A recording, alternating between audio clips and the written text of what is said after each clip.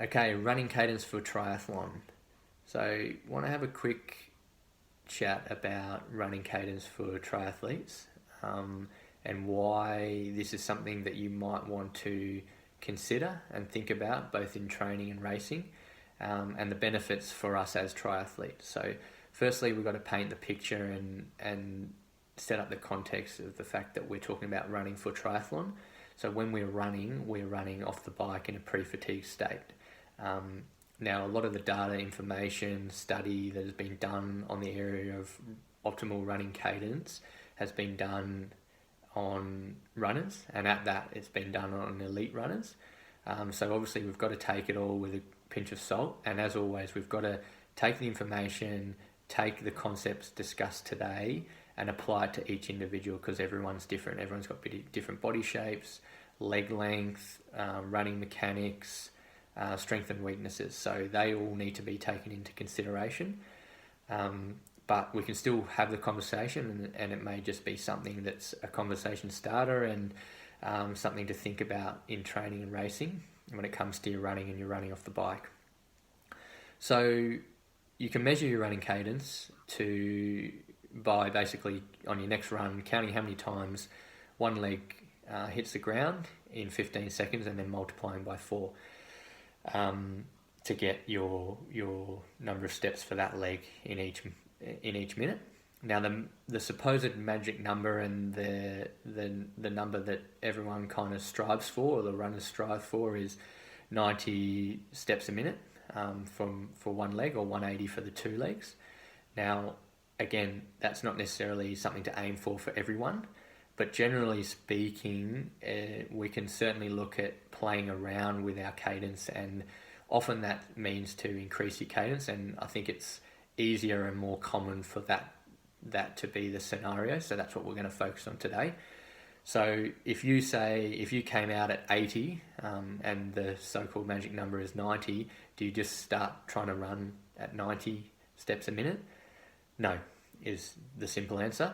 So what you can do is you basically try and increase maybe 2 to 4 steps a minute, and you might work on that for a month or 2 weeks, and then keep working up and adding. The other way to do it is the 6% rule. So adding 6% to your current stride rate and seeing what changes that can make. If you're already at 90, you probably don't need to look to increase it or decrease it. But some of the things you could think about, and the value of increasing your cadence, there's a couple of key things. Is you're increasing your forward momentum, so you're actually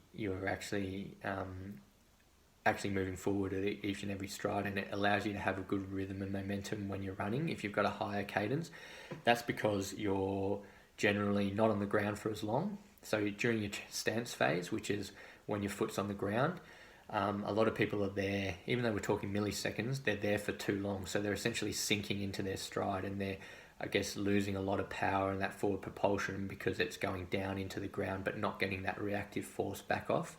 So one of the benefits of increasing your cadence or having a higher running cadence is the fact that you're having less time and less opportunity to sort of sink into each stride. The other one is that you've got less up and down movement, so vertical oscillation, which obviously, again, is wasted energy when we want to be moving forward when we're running. So they're two of the big benefits straight off the bat. And I think even before those two things, which is getting technical, just thinking about your running cadence and striking the ground and your ground reaction force, or how long you're on the ground, so your ground contact time, but also then that reactive force of moving forward and propelling yourself forward. Just thinking about those things and having, even if it's in waves across a run session or during a race, increasing that engagement and focus can have a lot of flow and effect. It might lead to you thinking about other cues, or it may just simply be that you're actually thinking about your running and you're concentrating on the task at hand. So a lot to be said just simply from being mentally engaged on your running and on your cadence. So if your cadence and your foot speed becomes one of the mechanisms for you to do that, then you're already better off. And similar to swimming, running cadence or running pace or efficiency is a product of your cadence, so the number of steps plus your forward movement. So with everyone, and like everything, you've got to get that sweet spot between rating or cadence and actually moving forward. So ultimately what I'm saying there is you may measure your cadence, you may work on starting to improve your cadence, you may understand why we want to do that, but you then have to make sure that you're actually seeing the benefits in your running performance. So that may be running pace, that may be your efficiency, that may be the fact that your pace is not dropping off, that may be that you're getting less niggles or injuries, it may be a heart rate related, so physiological response. So once you settle into the new cadence, you're actually more efficient and you're moving quicker for less effort. As always, we've got to marry it up and make sure it's actually beneficial.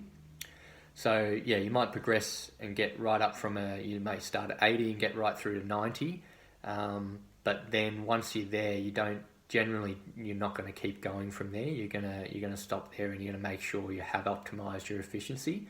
And what you might find is you actually end up stepping it back and go back to, say, an 86 or an 84 is your sweet spot for you with your current level of fitness and conditioning, but also what your goals and aspirations are and just what your body is allowing you to do genetically and physiologically.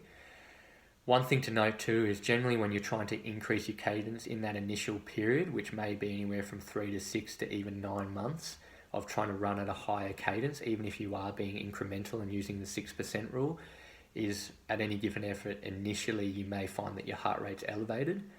So it's good for practicing it when you're running off the bike initially and doing your short runs, or doing short periods of time within a longer run, or a run session, where you are actually trying to increase the cadence and play around with it. But as always, there's going to be a period of adaptation which needs to be accounted for.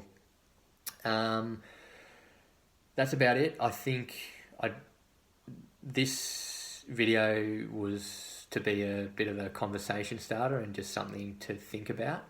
I think there's a lot of value, as I've mentioned, in just simply being aware of what your cadence is, and the value of increasing your cadence or being aware of it.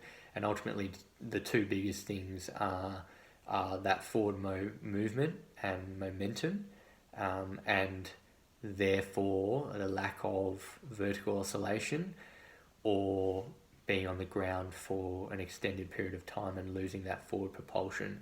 So this concept and idea works for any level of athlete with any level of aspiration, and can be a great tool for improving overall run performance.